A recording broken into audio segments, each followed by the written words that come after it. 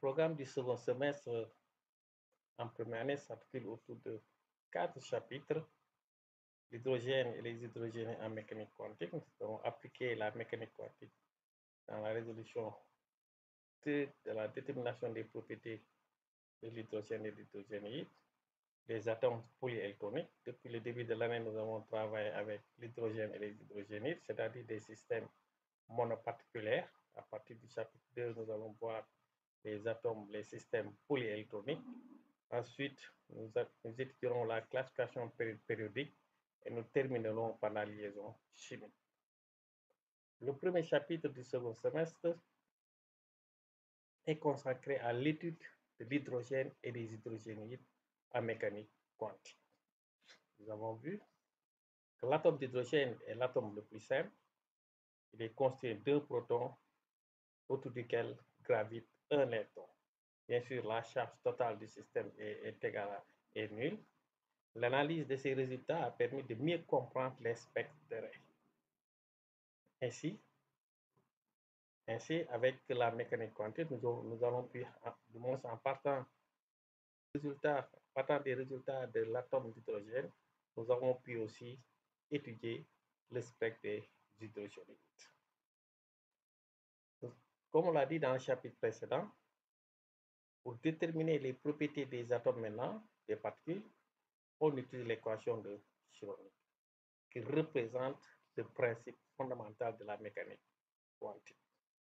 On l'a déjà dit dans le chapitre précédent, c'est une équation différentielle du second ordre à coefficient constant, et la résolution de cette équation permet de trouver les fonctions d'onde des particules et bien sûr d'en déduire les propriétés, notamment les probabilités de présence de nos particules à étudier.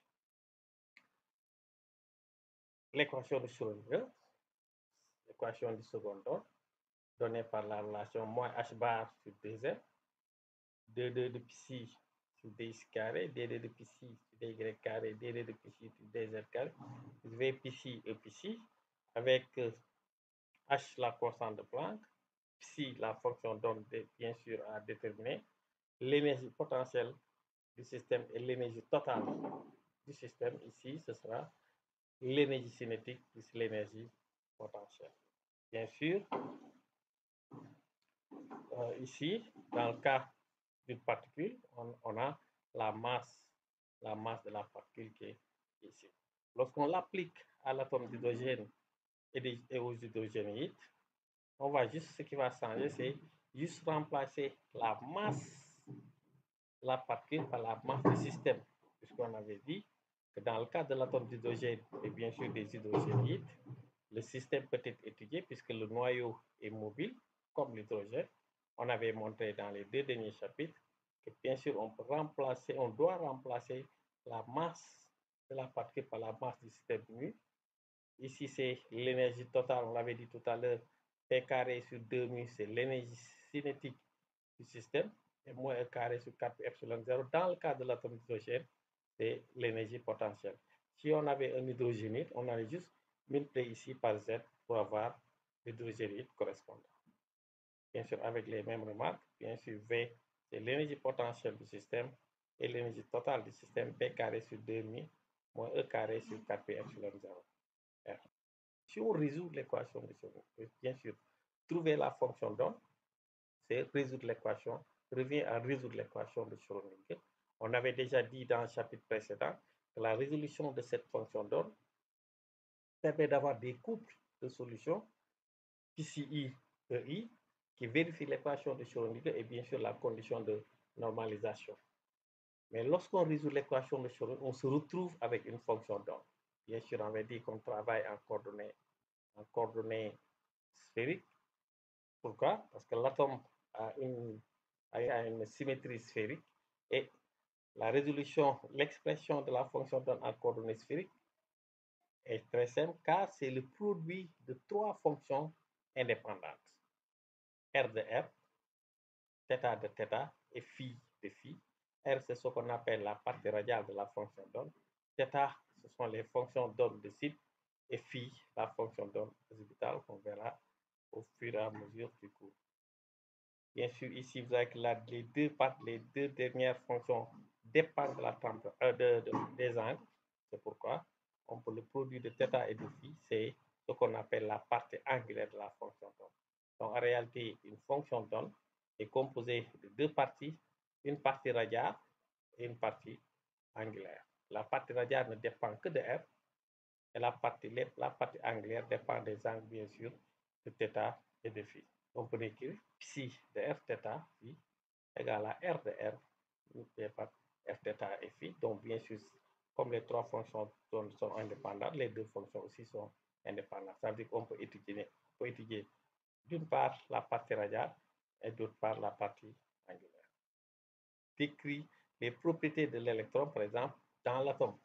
Bien sûr, lorsque R est très grand devant le rayon de l'atome, bien sûr, la fonction. Donc, ça veut dire que pour des... Lorsqu'on résout l'équation de Schrödinger, il apparaît des nombres entiers appelés nombres quantiques. Donc, lorsqu'on résout l'équation Schrödinger, non seulement on peut avoir la fonction d'onde et l'énergie, mais en même temps, on obtient des nombres entiers, qu'on appelle des nombres quantiques. Trois nombres quantiques apparaissent dans la résolution de l'équation de Schrödinger, N, L et M. L et M sont liés à la nature sphérique de l'atome. Donc, la forme, ça, sont liés à la forme de l'atome, à la nature sphérique de l'atome, sont liés donc à la forme de l'atome. N, c'est lié à l'énergie de liaison. Donc, vous voyez que dès que vous avez N, c'est comme si vous avez l'énergie de la liaison. On verra ça plus tard. Et Lm vous donne la forme de l'endroit où se trouve l'électron ou la particule. Et bien sûr, l'énergie, vous voyez qu'on l'a déjà vu. En moins E0 Z carré sur N carré. Donc, on disait précédemment que résoudre l'équation Schrödinger, c'est trouver des couples PCI et I. Mais vous voyez que ici, dès que vous avez N, vous avez l'énergie. Parce que dès que vous avez le nombre entier N, vous avez l'énergie puisque E0 et Z. E0 c'est une constante et Z est lié à. Dans le cas de l'atome d'hydrogène, c'est 1. Dans le cas de l'hydrogène, c'est une constante pour un hydrogène donné. Donc, dès que vous avez le nombre entier N, vous avez l'énergie. Donc, vous voyez qu'ici, les deux autres donc, sont directement liés à la forme, à la fonction d'onde. Donc, l'état d'un électron dans un atome est défini par son énergie et la géométrie de la région de l'espace dans lequel il évolue. Donc, si je connais l'endroit, la géométrie de l'espace où se trouve l'électron et l'énergie de l'électron, donc je peux dire que je connais l'état de l'électron. Donc, on a besoin de son énergie et de la géométrie de la région de l'espace dans laquelle il est. On voyait tout à l'heure, je rappelle, pour les solutions de l'équation de Schrödinger, c'est il faut d'abord la fonction d'onde et bien sûr l'énergie. C'est des couples psi et I. Donc ici, donc l'état d'un homme, donc l'état d'un électron, il suffit d'avoir son énergie et la géométrie de la région de l'espace dans lequel il évolue pour avoir l'état de cet électron. Cet état il va être caractérisé par quatre nombres quantiques. N, L et M, qui sont liés à la résolution de l'équation de Schrödinger, et S, lui qui est lié au mouvement de l'électron, au mouvement de l'électron. N, c'est le nombre quantique principal. Il définit la couche de rang N, c'est-à-dire où se trouve l'électron, première couche, deuxième couche, troisième couche, quatrième couche, c'est le nombre quantique principal N qui le donne. Et il quantifie l'énergie. Donc, voilà, chaque nombre quantique a ses différentes caractéristiques. Il y a le nombre quantique, le nom, ce qu'il définit et ce qu'il quantifie. Tous les nombres quantiques quantifient quelque chose.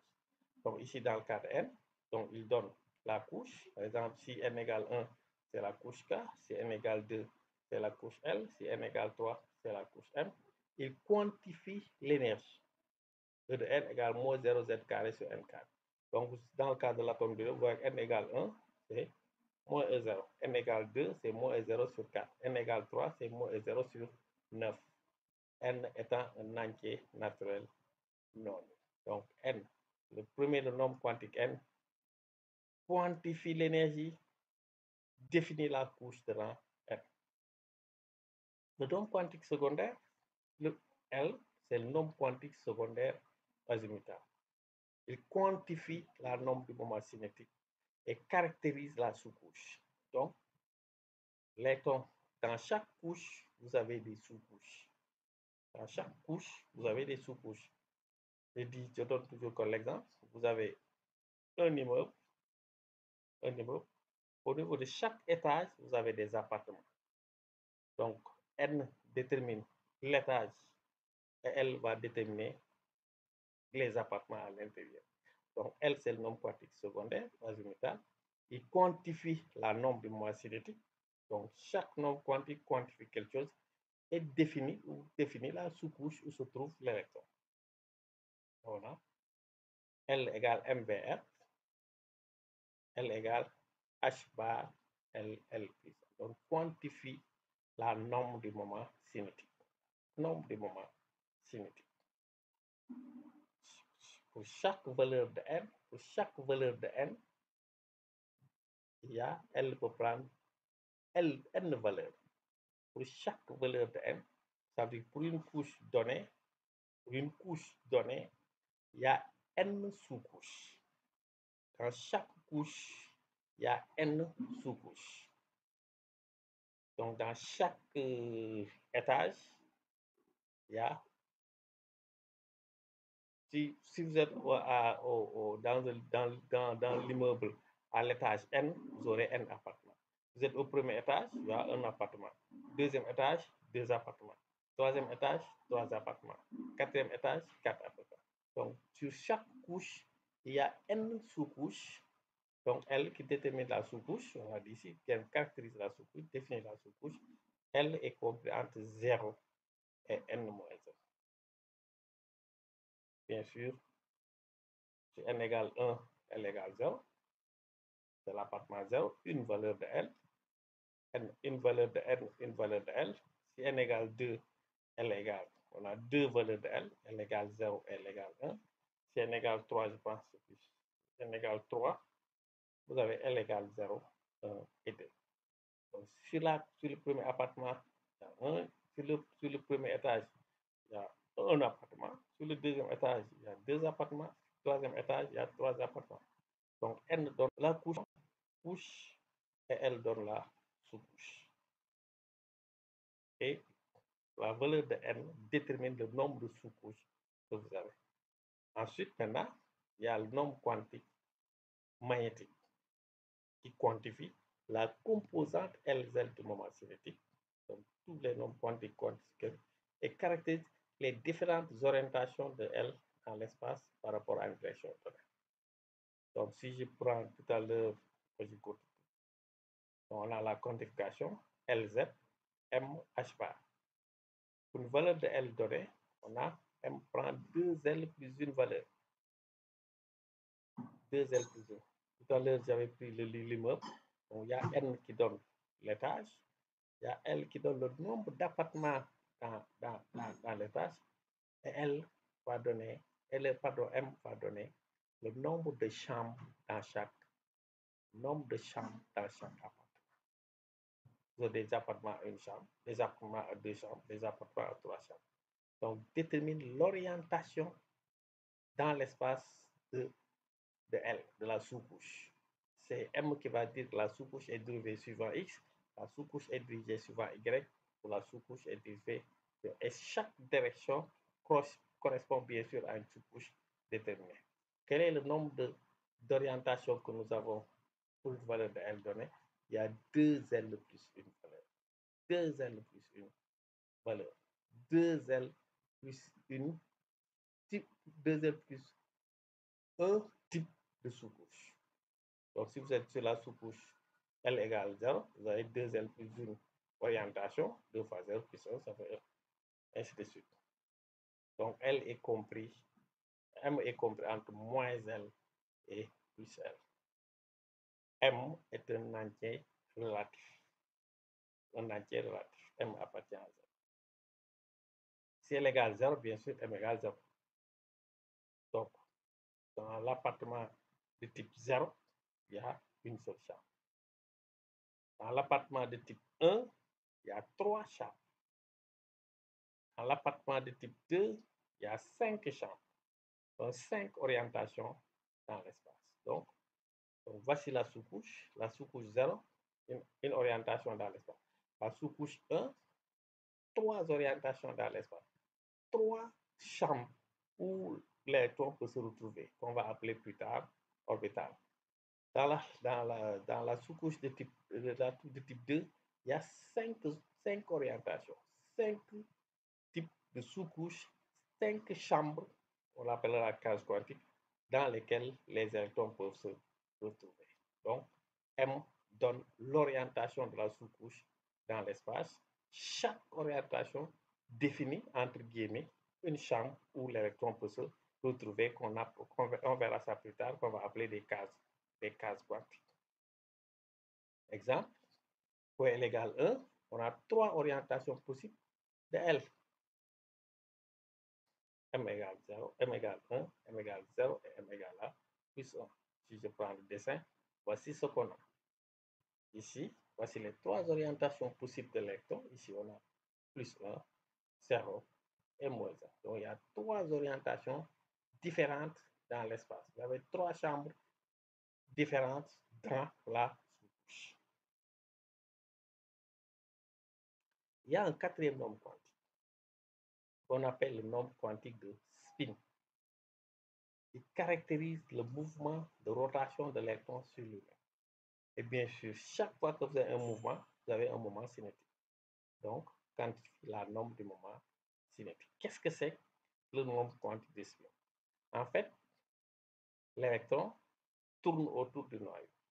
Mais lorsque l'électron tourne autour du noyau, il peut le faire dans un sens dit positif, comme il peut le faire dans le sens contraire. Si vous prenez l'exemple de la Terre et du Soleil, la Terre tourne autour du Soleil, tourne sur elle-même, mais elle tourne dans un même sens, toujours le même sens. C'est pourquoi le Soleil se lève toujours à l'est pour vous. Or, l'électron, lui, l'électron peut tourner dans un sens X et positif, dans le sens des aiguilles du monde, comme il peut tourner dans le sens contraire des aiguilles du monde. C'est ça le mouvement de rotation sur lui-même. Donc ici, le moment cinétique de spin c'est S. Donc S, petit s, quantifie la nombre de ce moment cinétique. L'électron peut tourner dans le sens plus ou dans le sens moins. Ici, voilà les sens de rotation. Lorsque l'électron tourne autour du noyau, il tourne en même temps sur lui-même. Quand il tourne sur lui-même, on dit que le spin est positif, c'est plus 1,5. Quand il tourne sur le sens contraire, le spin est négatif, moins 1,5. En fait, le S, le petit s, est égal à 1,5. Le plus 1,5 et le moins 1,5, ça indique juste le sens de rotation. Donc, c'est la projection du vecteur suivant une direction bien définie.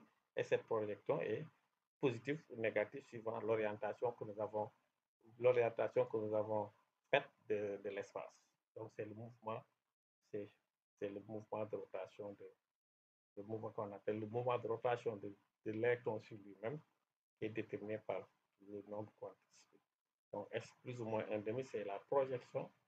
C'est juste ici, c'est la projection du vecteur ici S, grand S ici, suivant un axe positif ou négatif. Donc voilà les nombres, 4 nombres quantiques qui caractérisent un électron. Donc si vous avez ces 4 nombres quantiques, vous avez l'état de l'électron dans l'atome. Le nombre quantique principal détermine qu'on appelle ça la couche, la distance entre l'électron et le noyau. L, c'est le moment, détermine la forme de la région de l'espace où se trouve l'électron autour de noyau. Le nombre quantique détermine l'orientation dans l'espace et le moment de spin caractérise la rotation de l'électron sur lui-même dans un sens dit positif ou dans un sens dit négatif. Voilà les 4 nombres quantiques qui caractérisent l'état de l'électron. Si vous avez ces 4 nombres quantiques, vous avez l'état de la particule. Lorsque l'électron est dans l'atome, il se trouve dans le domaine de l'espace. On est en mécanique quantique, il est difficile de connaître à 100% la position de l'électron. Mais l'électron se trouve, on ne parle plus d'orbite, mais dans une orbitale atomique. Et l'orbital atomique, c'est quoi? C'est la fonction d'onde monoélectronique.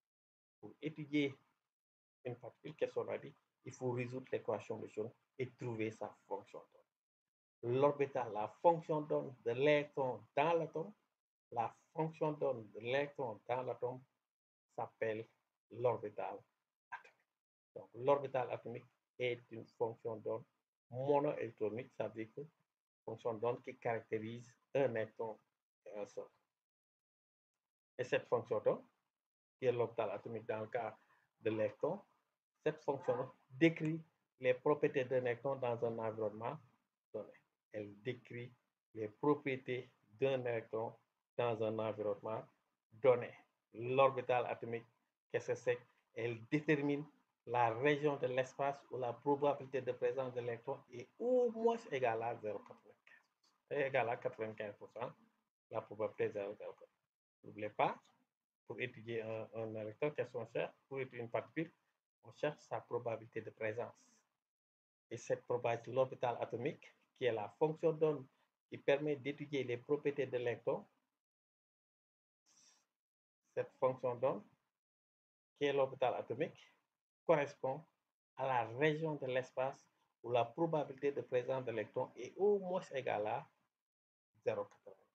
Donc la probabilité est très importante. Chaque fois qu'un électron est dans un endroit, voilà l'état de cet électron, ça veut dire c'est connu à au moins 95%. Donc une probabilité très élevée. Donc à toute fonction d'onde, bien sûr, les fonctions d'onde, on a dit, lorsqu'on résout l'équation de Schrödinger, on trouve trois nombres quantiques. Donc à toute fonction d'onde d'énergie En, n'oubliez pas, on avait dit que la résolution de l'équation de Schrödinger permet d'avoir des couples psi, EI, psi, EI, qui vérifient l'équation de Schrödinger et la condition de normalisation. Donc à chaque fonction d'onde psi n d'énergie propre n correspond à une orbitale atomique. N'oubliez pas, une orbitale atomique, c'est la fonction d'onde de l'électron. Donc à toute fonction d'onde correspond une orbitale atomique. Or, la résolution d'une orbitale atomique va être caractérisée par le triplet de nombres quantiques. Parce que si je connais la couche, la sous-couche et l'orientation de la sous-couche, ça veut dire je connais l'état de l'électron. Donc, à toute fonction d'onde correspond une orbitale atomique. À toute orbitale atomique correspond un triplet NLM. Ça signifie quoi? Que les trois grandes fonctions d'onde, orbitale atomique et triplet de nombres quantiques NLM, désignent la même chose. Désignent la même chose. La fonction d'onde, vous avez la fonction d'onde, vous avez l'état de l'électron. Vous avez l'orbital atomique, vous allez avoir l'état de l'électron. Si vous avez le triplet de nombres quantiques, vous avez aussi l'état de l'électron. Donc, c'est trois grandeurs dont on va passer de l'une à l'autre pour avoir l'état des électrons. Exemple, si je prends la fonction donc psi 1, 0, 0, ça va correspondre à l'orbital atomique 1, S0, et ça correspond au triplet 1, 0, 0. 1, c'est la couche, S, c'est la sous-couche, et 0, l'orientation de la sous-couche dans la. Donc, dès que j'ai ce triplet de nombres quantiques, j'ai l'orbital atomique et je peux en déduire la fonction d'onde. Et inversement, on peut partir de la fonction d'onde, avoir l'orbital atomique et bien sûr le triplet de nombres quantiques. Les trois grandeurs caractérisent l'état de l'électron dans l'atome. Puis 2, 1, 1, c'est la même chose. C'est l'orbital 2p1, on verra pourquoi. C'est aussi le triplet de nombre 2, 1, 1. Donc, si vous avez ces trois vers la fonction d'onde, vous pouvez en déduire l'orbital atomique, comme vous pouvez donner le nombre quantique, le triplet de nombre quantique, caractérisant cet état. Donc, n'oubliez donc, voir qu'ici, psi dépend de n, l et de m. La partie radiale donc, dépend de n et de l. La partie angulaire dépend de l et de m. Bien sûr, θ dépend de l et de m, et phi dépend de m. Dépend de m.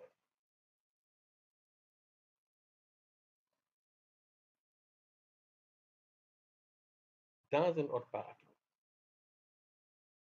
n dans une orbitale atomique désigne le nord de l'orbital atomique.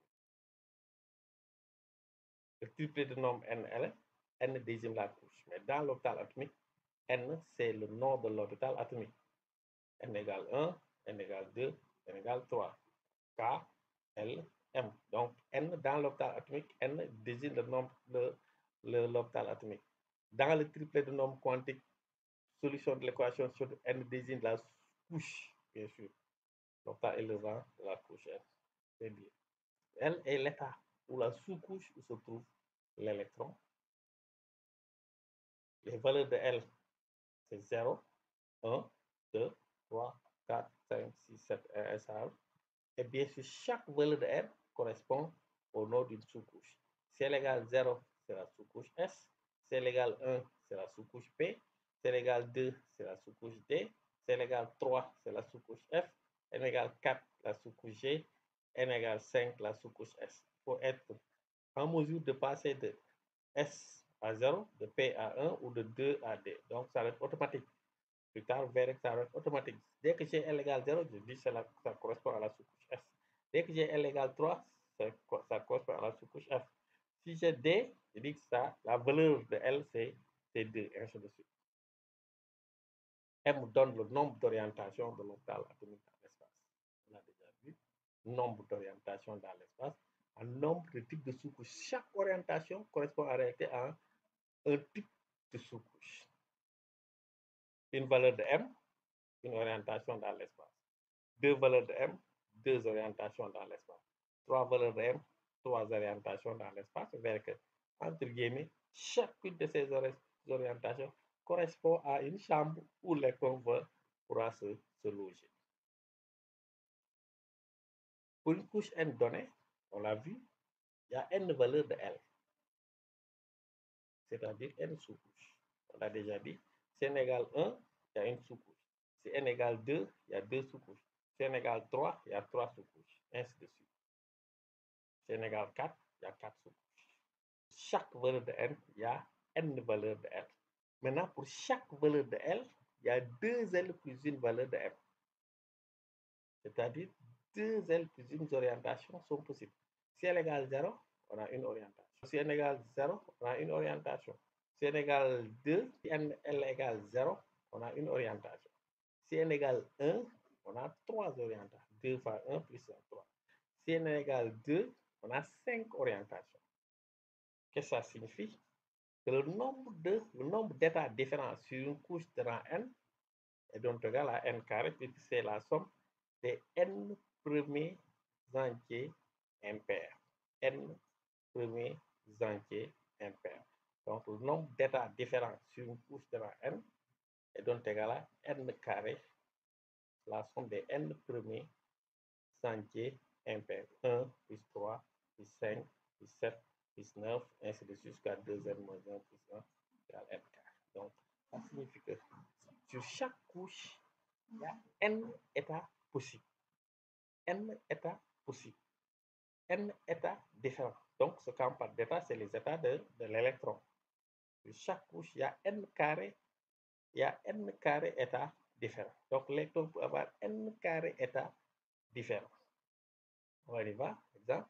Si n égale 2, vous voyez que L égale, si n égale 2, L égale 0 ou 1. Ça, c'était ou. C'est des ou, ce n'est pas des et.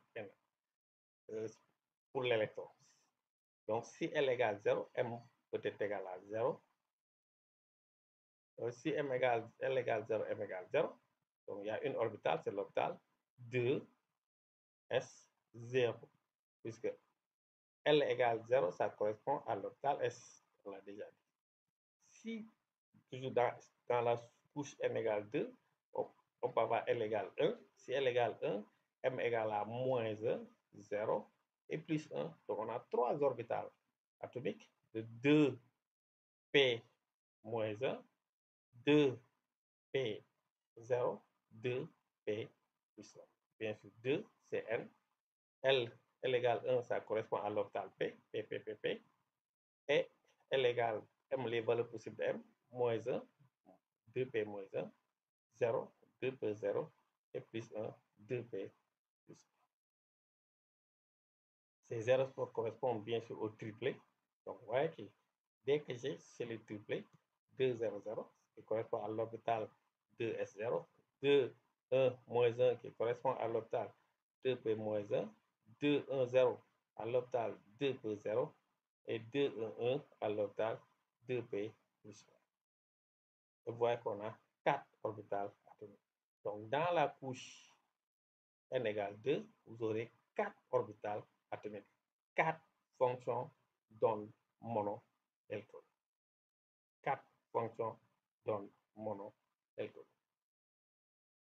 On donne ici l'expression juste de deux fonctions d'onde de l'atome d'hydrogène ou des hydrogènes, il suffit juste multiplié par Z.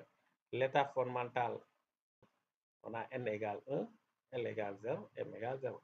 Parce que si n égale 1, la seule valeur possible de L, c'est L égale 0.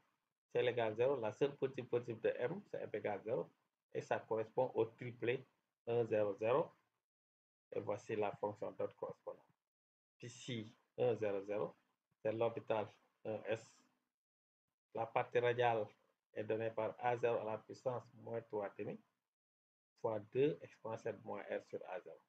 La partie angulaire, c'est 1 sur racine de 4pi. Donc ça, c'est une orbitale de type S. Lorsque L égale 0, vous avez l'orbital de type S. Et chaque fois que vous avez une orbitale de type S, la partie angulaire est égale à une constante. Dans le cas de l'atome d'hydrogène, bien sûr, E1, ça fait moins E0. Bien sûr, dans le cas d'un hydrogène, c'est Z carré E0. Pour le premier état excité, n égale 2, L égale 1, M égale 1, ça c'est une des orientations, une des orbitales atomiques, parce que c'est l'égal 2, n'oubliez pas, il y a 4 orbitales atomiques possibles. On a juste pris une des orbitales atomiques, n égale 2, L égale 1, M égale 1, c'est l'orbital 2, 1, 1, et ça correspond à l'état, à la fonction d'onde. Ici, 2, 1, 1, c'est l'orbital 2pz, donc ici, cet orbital est orienté suivant l'axe des z, 2pz, A0, ça c'est juste des exemples. Voici la partie radiale. Et voici la partie angulaire, bien sûr, qui dépend de θ et de phi. Et l'énergie dans le cas de l'atome d'hydrogène, c'est moins E0 sur n carré, n égale 2, donc ça fait 2. Donc, on voit qu'en partant de la fonction d'onde, on a l'orbital atomique, on a la fonction d'onde ici, on a l'orbital atomique, on peut déduire aussi le triplet de nombres quantiques. Donc, si vous avez le triplet de nombres quantiques, vous pouvez en déduire la fonction d'onde, vous pouvez en déduire l'orbital atomique. Donc, je répète, ces trois grandeurs définissent chacune un état de l'électron. La partie radiale d'une fonction d'onde d'un hydrogène est toujours donnée par cette expression. Donc, notez ça. Parce que c'est à partir d'ici qu'on va sortir les triplets. Donc, la partie radiale d'une fonction d'onde est toujours donnée, une fonction d'onde est toujours donnée par cette expression. Z sur n, A0 à la puissance 3,5. F de R, ça veut dire qu'une partie de la fonction qui dépend que de R, exponentielle de moins Z sur n, sur R à 0. Donc, vous avez dans cette expression, bien sûr, la charge du noyau, ou la charge du noyau, bien sûr, et la couche où se trouve l'électron. Dès que vous regardez la partie radiale, vous avez la couche où se trouve l'électron. Dès que vous regardez la partie radiale, vous avez la couche où se trouve l'électron. Bien sûr, on peut aussi en déduire l'hydrogénide correspondant. On fait une petite application. On considère les parties radiales angulaires de la fonction d'onde de l'hydrogénide. Donner le niveau d'énergie de l'électron. Le niveau d'énergie, c'est la couche N. Le nombre de charges de l'hydrogénide et l'orbital atomique défini. L'orbital atomique. Tu vois? L'exponentielle de R donne le nombre quantique principal. Ici, on a RR 2 sur A0. Voici la partie qui dépend de la fonction f de R, la constante, qui correspond à la constante de normalisation que nous avons vu dans le chapitre précédent. Ici, c'est la fonction f de R. Ici, dans l'exponentielle. Dans l'exponentielle, vous avez et la valeur de n et la valeur de z. Il faudra bien faire attention. À l'examen, on ne va pas vous donner 4 sur 2, je vais mettre un demi. Ça veut dire que si c'est nécessaire, je mets un demi. Donc n égale 2, z égale 4. Donc là, c'est ça, la partie. Donc l'exponentielle donne et la couche et le nombre, le nombre de charges. La partie angulaire donne le nombre d'orbitales. Si la partie angulaire est une constante, nous avons une orbitale de type ns. Donc, on l'avait déjà dit. Chaque fois que la partie angulaire est égale à une constante, vous avez une orbitale de type s. Comme y θ phi égale 1 sur 4 pi est une constante, donc on a l'orbital de s. Donc, l'orbital de s. De s, puisque la partie angulaire est une constante. Donc, on va s'arrêter ici.